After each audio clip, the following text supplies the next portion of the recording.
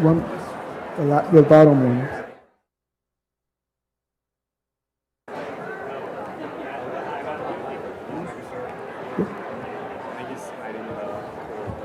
Go ahead and talk one more time. One more time. Testing, 1, 2, 3. Testing. We got you.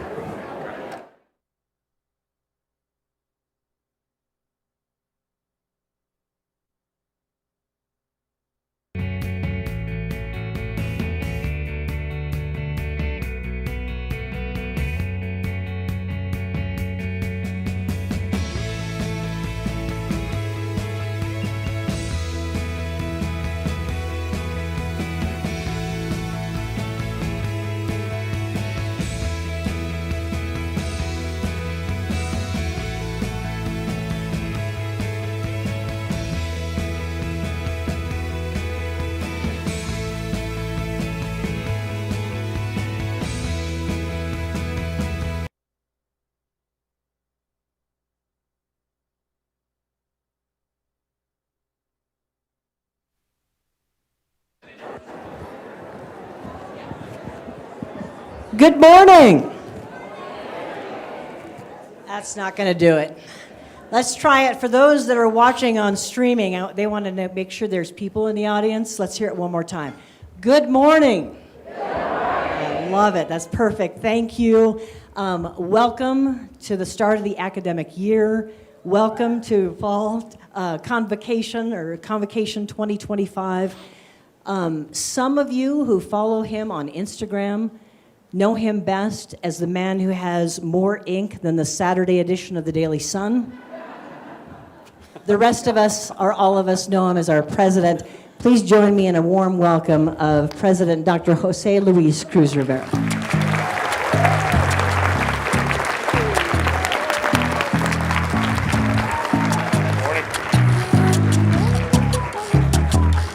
Baby, te voy a dar un...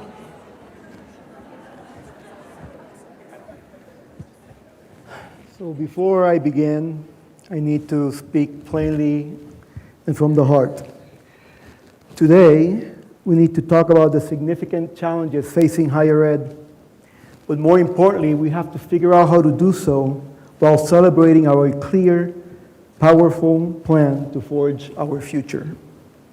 So this requires straight talk at times, and I sincerely request, of you today that you give me your grace. I really ask that you hear my words as they are intended, with a profound sense of respect for you and an unwavering belief in this institution. So our story today is called Generating Our Own Light, Building an Anti-Fragile NAU. For years, we've been told to be resilient, to bounce back from challenges. But that's not enough anymore. We are here to become anti-fragile. It's a new word for a powerful strategy, turning adversity into advantage. Think of a muscle. Under stress, it doesn't just bounce back. It heals back stronger. I hope the same is true for ligaments. That is the kind of toughness we will build into the very foundation of this university. You see this all around you here in the ponderosa pines whose roots grow deeper against the mountain winds, and in the athletes who train in our thin air to become more powerful. That is our mission, to harness the pressures of our time and use them as a force to build a stronger NAU. And as a heads up, our time here today features appearances by J-Lo and Bad Bunny. Because as we say back home, Acho, Puerto Rico es otra cosa. Puerto Rico is something else. I promise it will all make sense.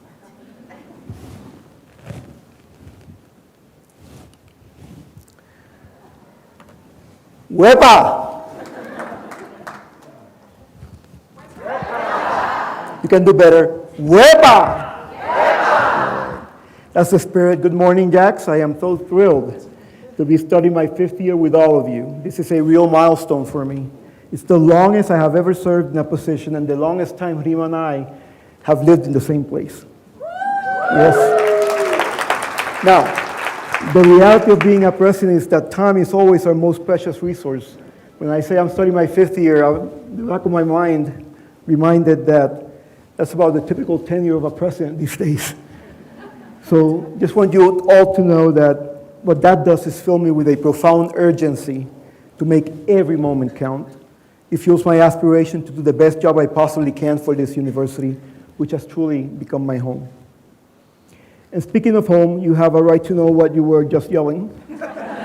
In my homeland of Puerto Rico, huepa is more than just a word. It's a feeling. It's an explosion of emotion. It's the sound of triumph, joy, and defiance, all wrapped up into 4 powerful letters. So today, as we talk about our journey, you have my full permission to let out a huepa here and there. And if you don't, I'll nudge you when I think one is deserving. Now, the huepa we did is like the one that's about the joy. And there's also like, if you just find a friend in the hallway, you say huepa. So it's a huepa, not huepa, right? It's a huepa. If you see that your friend is really all in blue and gold, celebrating the start of the semester, you say huepa. Okay? Let's try that one. Huepa. Okay, good. So last year, I took you on a Taylor Swift Eras tour. Remember? Yeah? We went through a tour back through the first 125 years of NAU's history. That journey wasn't just a look back. It was a launch pad to our 5th era, the era of innovation and impact that coincides with the start of our 17th presidency. Now, the first few years of this era, from 2021 to 2024, have been a deliberate journey of drawing our strategic roadmap, elevating excellence, and building institutional momentum. This work propelled us to unprecedented success, but also led us to a critical realization. Our financial reality was stable, yet vulnerable, stable, yet fragile, demanding a strategic pivot. So last year, we launched the Year of Strategic Finance, which created a 5-year financial blueprint, a clear runway for the future with a buffer for the unknowns. It was the work of ensuring that we would not be a victim of the pressures of our times, but rather of ensuring that we will be the architects of our future. Now, an architect's blueprint is not enough. A vision must be realized with deliberate, focused effort. It must be brought to life. That is why our single overarching, yet focused mission for this academic year is forging our future. So today, in the time we have together, probably a little longer than you would want, we will walk through our plan in 3 parts. The first act, the age of the blackout. We will start by diagnosing our moment. The second act is our plan for action. I will lay out a clear plan for navigating this year. And the third act is our case for success. I will make a compelling case for why we will succeed. So this is the plan for today. Are we ready? Yeah? Okay. So let's start with the Act 1, the age of the blackout. So this summer, I was inspired by the musician Benito Antonio Martinez Ocasio, better known as Bad Bunny.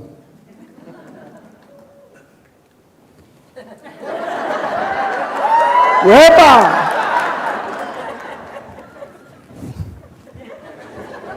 Instead of a massive world tour, he stayed home for a 30-show residency, which is still ongoing, reminding us all that you don't have to chase the world to change it.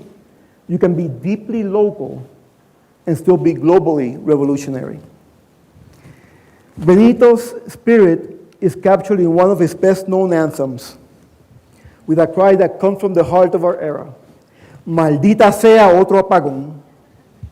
Damn it, another blackout. To understand that line, you have to understand that for Puerto Ricans, an apagón is not a simple power failure. It's a visceral collective trauma. It's the memory of Hurricane Maria and a fragile power grid that fails constantly, forcing people to do the exhausting shadow work of just keeping the lights on. An apagón is a relentless energy drain, and that is the age we are now living in, an age of blackouts caused by 2 primary powerful forces. The first is policy whiplash. This isn't a partisan issue. It's the constant, exhausting churn of a political grid that forces us to react. We've spent decades on this treadmill, adapting to new student loan structures under President George H.W. Bush, re-engineering them under President Clinton, retooling curricula for No Child Left Behind under President George W. Bush, pivoting to compete for Race to the Top under President Obama, overhauling Title IX procedures under President Trump, and navigating the FAFSA chaos under President Biden. The specifics change, but the result is the same: immense energy diverted from our core mission. And that's to say nothing of the constant funding policy changes and curriculum debates at the state level, or the endless cycles of strategic planning and administrative restructuring right here at home. The second force is the technological surge. We've been on this treadmill too. In the late 90s, we re-engineered our libraries and research methods for the rise of the internet and search engines. In the 2000s, we rebuilt our communication strategies to weather the storms of social media. And in the 2010s, seems like 100 years ago, we were told that MOOCs, remember MOOCs? Would make us obsolete, forcing yet another pivot. Either of these forces would be challenging on its own, but their convergence makes this moment uniquely exhausting. And nothing embodies that convergence more than the global blackout we all just endured a few years ago. The COVID-19 pandemic. In an instant, the pandemic created unprecedented policy whiplash, forcing us to reinvent public health and workplace models overnight. And at the exact same moment, it triggered a massive technological surge, cramming a decade's worth of digital transformation into a single semester. The pandemic was the ultimate stress test, an event that took the constant hum of change and turned it into a deafening roar. And now, the current political landscape requires us to navigate a complete overhaul of accreditation standards and new federal mandates on free speech, all while the very definition of scholarship is being challenged, opportunities for international students disrupted, and funding for research curtailed. This political churn is happening at the very moment that generative AI has moved from a decades-in-the-making novelty to a dominant, world-altering force. In the past, one force would strike and we would adapt. Now they are striking at once. The political churn questions the very purpose of our work, while the technological surge questions the very nature of knowledge itself. And what defines this new reality is the irreversible, relentless pace of it all.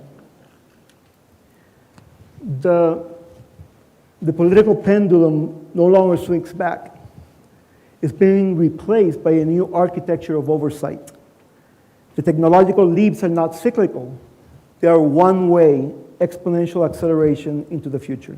There is no going back to a slower time. This is the source of our collective fatigue. That exhaustion is real, I see it, and it would be so easy to surrender to it, but we don't. Because for so many of us, this is more than a job. It is a calling. It is our home. It is nuestra universidad. And when you truly love a place, your heart has only one authentic response. Well, that wasn't what I was expecting, but let's do it. Yo no me quiero ir de aquí. Esta es mi casa. Este es mi lugar. That is the choice. I don't want to live here. This is my home. This is my place. It is a declaration of defiance and a promise of commitment. That is a choice worth celebrating. That's why I was hoping you would do the huepa. That choice to stay, to generate our own light in the apagón, to generate our own light is the heart of our strategy, and that strategy is built on 3 pillars: Strategic Finance 2.0, the Year of AI Empowerment, and unwavering mission advocacy. Oh, that's a lot. I know what some of you might be thinking. In fact, I can almost see the person who is thinking it the loudest here in the 3rd row. a younger version of myself, a junior faculty member who my students in Puerto Rico, as my wife Rima loves to remind me, nicknamed J-Lo. I bring J-Lo up because his skepticism is an essential antidote to academic jargon, presidential spin, and our own institutional hubris. He's the one who remembers waiting 3 months for a travel reimbursement, trying to navigate 3 different advising systems in 4 years, and sitting through endless committees that debated a single sentence in the mission statement for a full semester. So when he hears the grand strategy that I've just shared with you for the year ahead, he rolls his eyes and scoffs and looks to his neighbor and says, so let me get this straight. We're going to strategic finance our way to AI empowerment so we can generate our own light and be, what was it? Anti-fragile?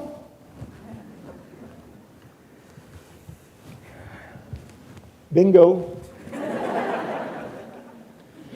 He has a point. It's easy to dismiss this just as more presidential spin. So let me start off by being very clear about what I mean by anti-fragility, because that will be the guiding theme throughout the rest of this conversation. Something that's fragile breaks under stress. Something that's resilient withstands stress. But something that is anti-fragile actually feeds on that stress. It gets stronger with every shock. Our plan isn't about building walls to survive the blackout, regardless of what the forces are that bring it about. It's about building turbines that harness this energy. So J-Lo's skepticism is the stress test on our grid, the essential pressure that demands our plans be built of solid copper, not empty rhetoric. That is the first test of this first act. We have diagnosed the blackout. Now let's get to the blueprint for the power plant we intend to build. Our plan for action, act number 2. There's another Benito lyric that says, hoy es un día de empezar de nuevo. Today is a day to begin again. Act 1 was about diagnosing the problem of where we are, those twin forces of policy whiplash and technological surge. Yes. Act 2 is about how we begin again with a clear path to forge our future. This is not just a plan to recover, it's the architectural blueprint for the power plant we must now build.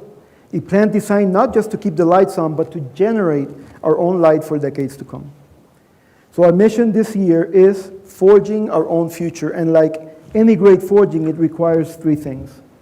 First, it requires a foundation of steel, the financial strength to ensure our work can endure any pressure, that is, pillar number 1, strategic finance 2.0. Second, a forging needs a powerful engine to shape new possibilities. We will harness the technological surge with pillar 2, the year of AI empowerment. And third, what we forge must be protected. We need a shield to guard our mission and our values. That is pillar 3, mission advocacy. So we'll go through each pillar one at a time. Strategic finance.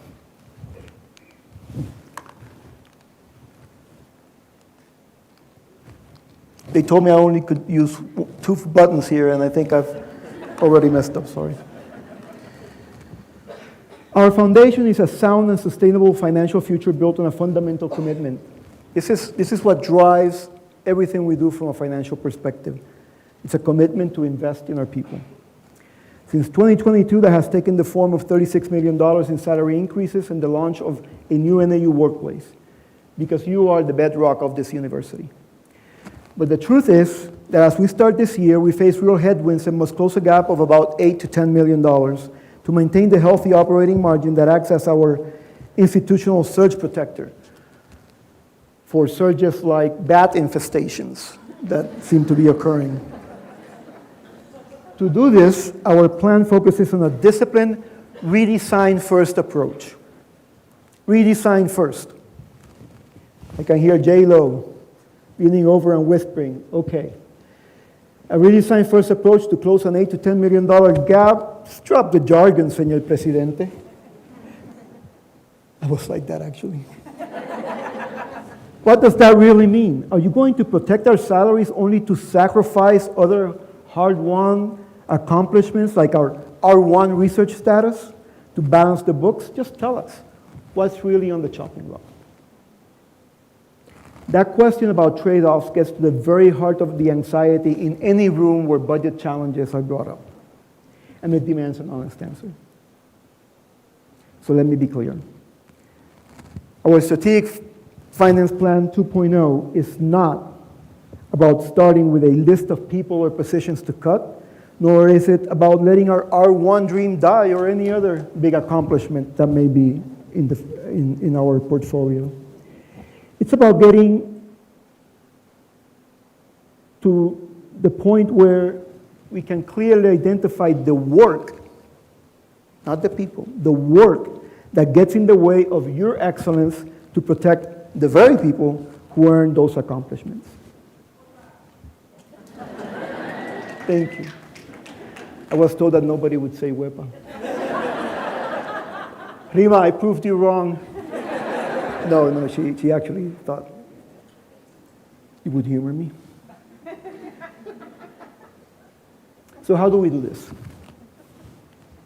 How do we protect the very people who make this university succeed by looking very carefully at the work that we do? First, we will continue to scrutinize non-personnel costs, an area where I already know, yes, can be reminded that significant reductions have already been made in the last several years. But that's where we start, not with the people. Second, we will strategically leverage attrition. Attrition is the natural process of people retiring or moving to new roles. When we don't immediately refill a vacant position, it gives us a vital opportunity. But let me be clear about what this is not. It is not asking a department of 5 to do the work of 7. It is an opportunity to redesign the work itself, to keep what is most impactful, redistribute where necessary, and sunset what is no longer aligned with or that significantly contributes to our core mission. If this honest redesign shows us that some activities are no longer aligned with our core mission or provide sufficient impact to be sustained, the process could, of course, lead to the elimination of some programs and activities, with positions permanently redeployed elsewhere. That is the reality of the challenge we face. But let me tell you something I've learned in my 30 years in higher ed. The people who might be anxious right now, the ones who show up every day for our students, who drive innovation, who believe in our mission, you are the engine of this university. You are the very people this plan is designed to protect. You should be the least worried about what this could imply to your own place in this great university. Welcome. Now, if you remember from last year's speech, I talked about the chemical engineering professors who weren't pulling their own weight. Those are the ones that should be worried, if anybody should. Now, this same principle, protecting our people so they can do their best work, is exactly how we will sustain our R1 profile. 4 years ago, we made a strategic choice not to spend our way to R1 status, but to create the conditions for it to emerge organically from your incredible efforts. And you did it. Today, our R1 profile is strong, fueled by historic external funding and the high number of doctorates you produce, especially the College of Education. Let's give them a big round of applause. We will sustain this position not by diverting scarce internal dollars to chase a metric, but by doubling down on the smart people-first strategy that has already proven to be a resounding success. A tangible example of this disciplined approach is our decision to temporarily pause the development of our planned College of Medicine. This pause is not a retreat, it is a strategic reprioritization, ensuring that our most critical ongoing health programs continue to thrive and meet Arizona's immediate needs. To fund it today, the College of Medicine would mean taking resources from other programs. We decided that trade-off was not in our best interest, and we will be prepared to move forward with the College of Medicine only when funding is clearly sustainable.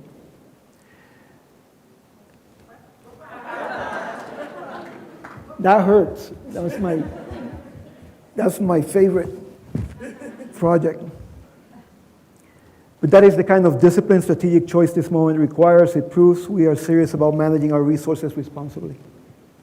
But a redesigned first approach to our expenses is only half of the equation, of course. A truly anti-fragile strategy doesn't just build a shield, it builds a powerful engine. It means we must be just as relentless and creative in generating new revenue.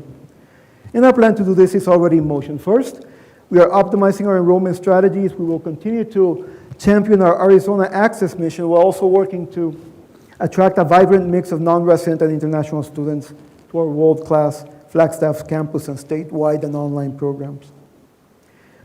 This strengthens our community and our financial foundation, allowing us to invest more in student success. Now, let's be clear, this is an uphill battle. Enrollment is an uphill battle. Not only enrollment from in-state, but also out-of-state, and as you all know right now, international. But we already anticipated this last year, and that's why many of our colleagues in this room and online worked really hard and tirelessly to bring together all of our assets in enrollment management and marketing to bear on the challenge of enrollment.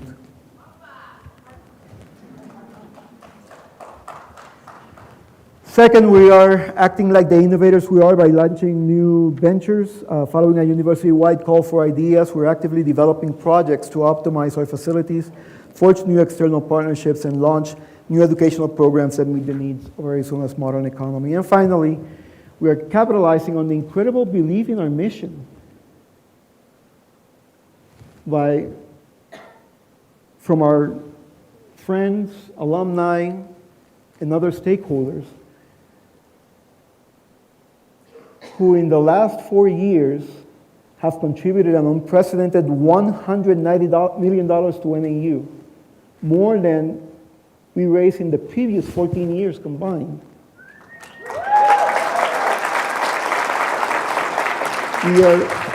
We're capitalizing on that incredible belief in our mission, that confidence that people have in our vision, to really double down on our efforts to generate the kind of investments that we know we need to continue to advance our mission.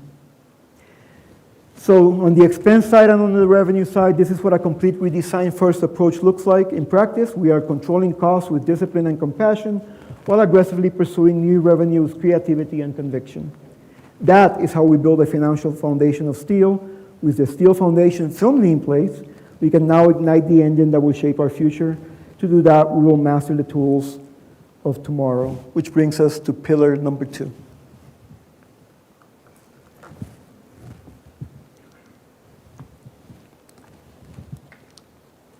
Anti-fragility demands that we harness technological disruption, not just adapt to it.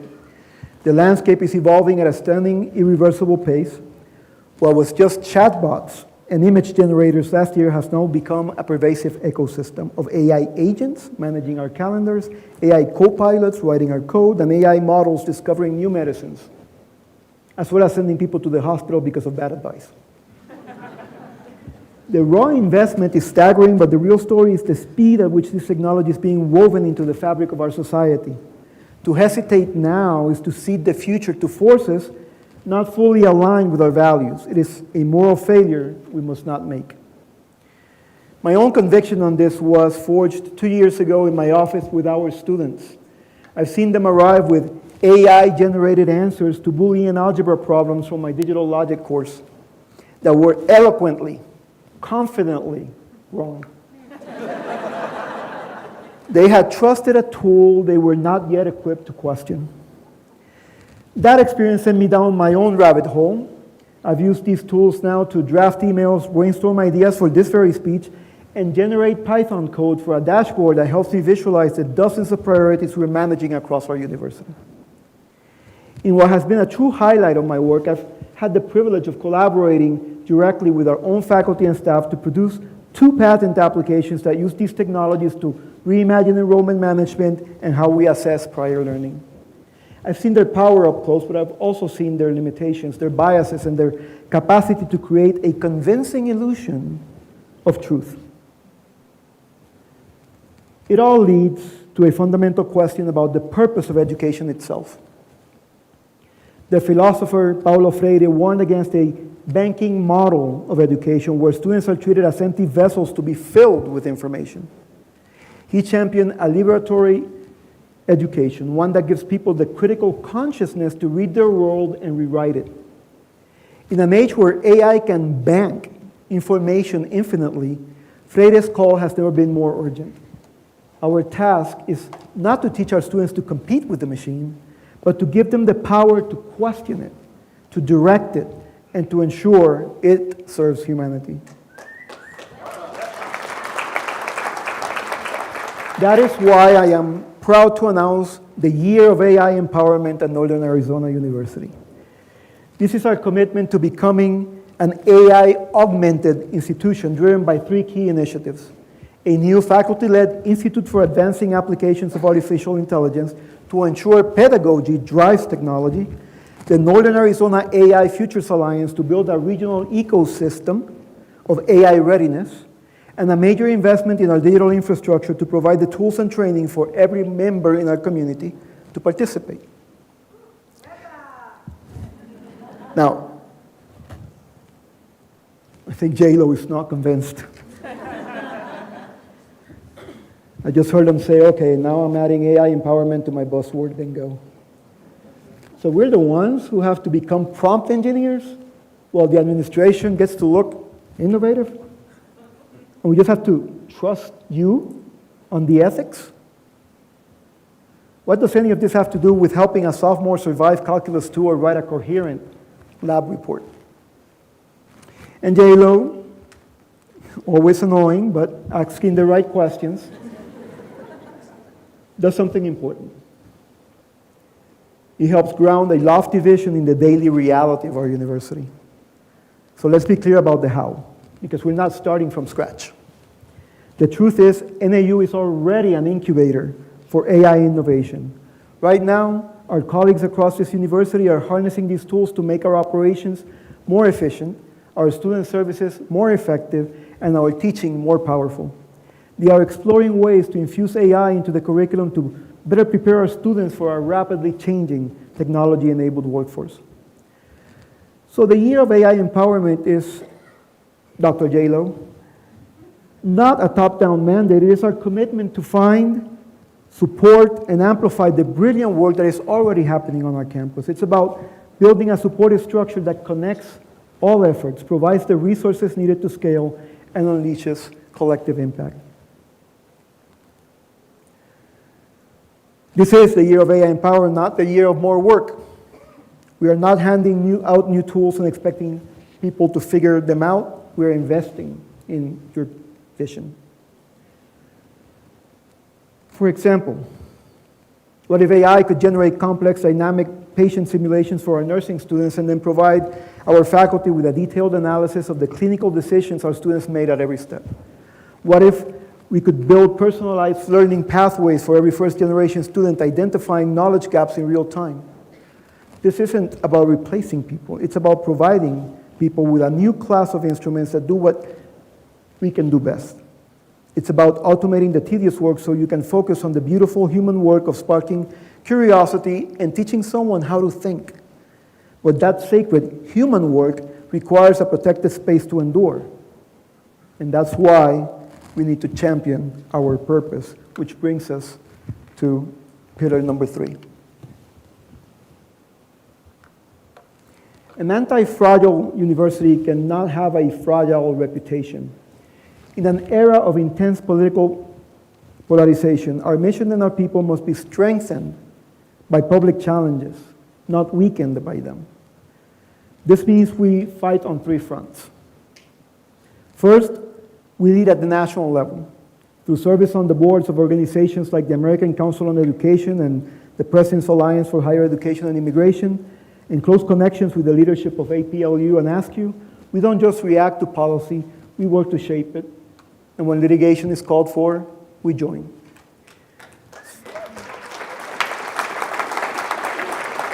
Second, we engage in the legal and regulatory arenas. We support our partners in government, including the Arizona Attorney General, and ensure NAU's perspective is represented in critical conversations about the future of accreditation, including a voice at the table of the National Advisory Committee on Institutional Quality and Integrity.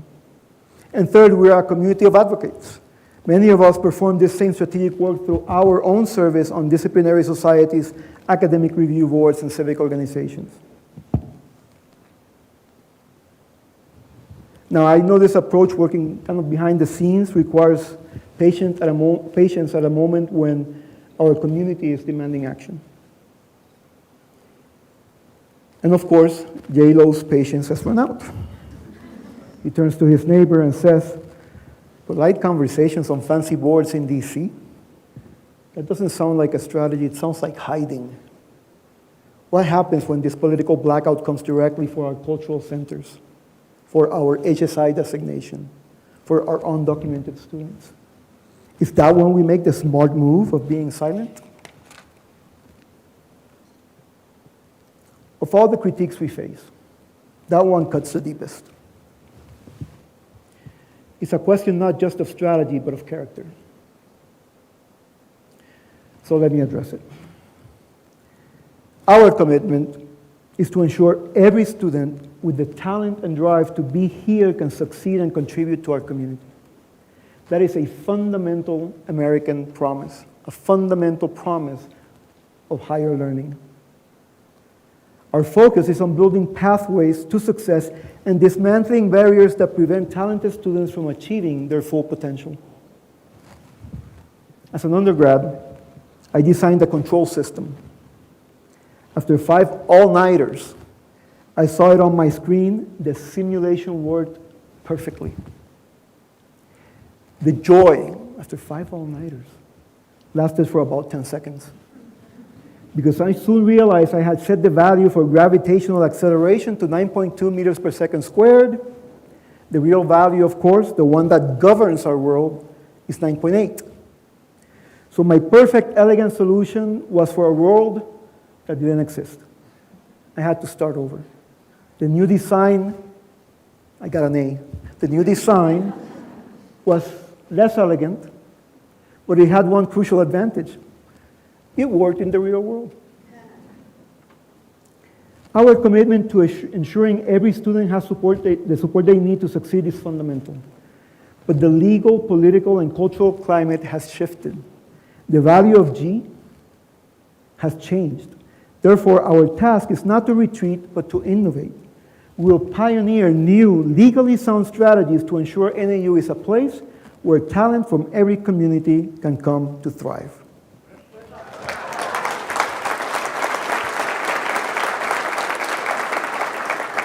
We're making the tough but necessary decision to redesign our practices, not to lower our ambitions, but to ensure we can meet them in the world as it exists today. Our advocacy then is not about abandoning our values, it's about shrewdly and fiercely protecting the principles that make us exceptional. We don't make the most noise, we make the smartest moves. Because a headline that fades doesn't protect our students, but a campus that is safe for them to learn, work, and succeed on their own efforts absolutely does. And in the end, J-Lo's fundamental question is always the right one. He's asking about the students. And my answer to that is that every part of this plan, every pillar we're building this year is designed to answer that question. These pillars are not a distraction from our students. They are the work of building the power plant that will solve them for decades. We forge a foundation of steel with our finances, so their mission never suffers a power failure. We harness the engine of AI so their learning can be revolutionary. And we build a shield of advocacy around our purpose so their university always has a protected space to endure. So in this second act that we have discussed, we have talked a little bit about the blueprints, our clear 3-part plan of action. But as we said at the beginning, a blueprint is worthless without the conviction to build it. So now it's time to share the overwhelming evidence for that conviction. Our case for success, act number 3. Now, gotta bring up Benito again. Por la mañana café, por la tarde ron. There's a rhythm to the work we do, a rhythm Benito captures perfectly. Coffee in the morning, rum in the afternoon. In moderation, of course. That is the anthem of our success. The coffee is the tireless work we all do. The rum is the celebration we've all earned. The most compelling evidence for our future success isn't in a plan, strategic finance, year of AI empowerment, mission advocacy. It's not that. It's in the daily rhythm of proven excellence that we have demonstrated in the past 4 years. Let's look at the proof, the evidence of our anti-fragility in action. We faced the global blackout of a pandemic, and you didn't just survive on Zoom, you crafted our strategic roadmap elevating excellence. We faced the policy blackout of the FAFSA crisis, and you achieved the best student retention rates in our history. We faced our own financial blackouts, and that shock didn't lead to chaos, it led to a more resilient financial core. That is what anti-fragility looks like. And the proof of success, you want access? We are a Fulbright honored Hispanic serving institution with a 40% increase in Native American enrollment and nearly 50% of first generation students. You want student success? We have historically high record retention and graduation rates. I love the applause, but I'd prefer a whip. You want research excellence? We earned Carnegie R1 status. You want value? We earned a Carnegie higher earnings classification for the value of our degrees. And it's not just us saying it. Bill Gates himself looked at our work through the lens of the vast experience of the Gates Foundation in higher ed and said, something remarkable and all too rare is happening right here at NAU. WEPA. You want to talk about the student experience? Our football team made the playoffs last year. Our incredible marching band is heading to the Macy's Thanksgiving Day Parade. And our students are Regents Cup debate champions. And we could go on because we don't get tired of winning. And as I list these incredible achievements, I need to look out for J-Lo. He's not scoffing anymore. He's not furiously checking his phone for counter data. He's just watching, but he's not convinced. He's thinking, the numbers are big, the wins are real, but you're telling a story about building a power plant. All I see is a room full of people who are the power plant, burning themselves out to keep the lights on. And he might not be the only one thinking that. It's a very important question. The question of, is the plan that we are proposing for this next year a plan to make the institution stronger at the expense of our faculty, staff, students, and other friends and family? Or is it to finally give the people doing the work some relief from the political whiplash and technological surges of the past few years? And my answer is unequivocal. The entire purpose of making our institution stronger is to finally give the people doing the work relief. The two are not in opposition. One is the direct result of the other. Because these successes we're celebrating came at a cost.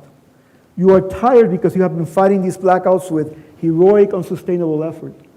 You have proven the instincts of anti-fragility are in NAU's DNA, but instincts are not a sustainable system. That is why this year needs to be different. The three-pillar plan I have laid out for forging our future is not about asking you to work harder. It's about taking your proven, brilliant instincts and finally building the permanent, sustainable power plant you deserve. It's about turning your heroic effort into systemic strengths. So you no longer must be the fuel. You can be the light. Here in Flagstaff, we are famous for our dark skies. We cherish them. We protect them, because we know that it's only against the deepest dark that you can see the stars more clearly. Our mission is not so different. In an age of blackouts, we will not curse the darkness. We will become a beacon. We will protect our ability to generate our own light. Our job is to build a university that ensures you never have to burn yourselves out to keep this place bright. That is the ultimate expression of an anti-fragile institution. And we will have our answer. And it will be the same answer that we started with. Not a sound of defiance against others, but a promise to each other.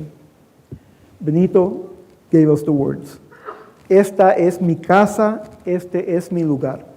This is our home, this is our place.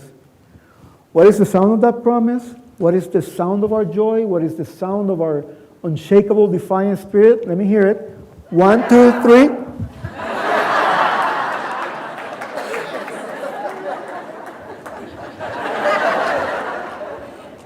One, two, three. All right, and of course we can't leave this venue and launch a new academic year without a loud and energetic Go Jack. So on the count of 3. 1, 2, 3. Go Jack! Thank you very much. Por la mañana café, por la tarde ron. Ya estamos en la calle, sal de tu balcón. Por la mañana café. Hey, you cut the wrong part.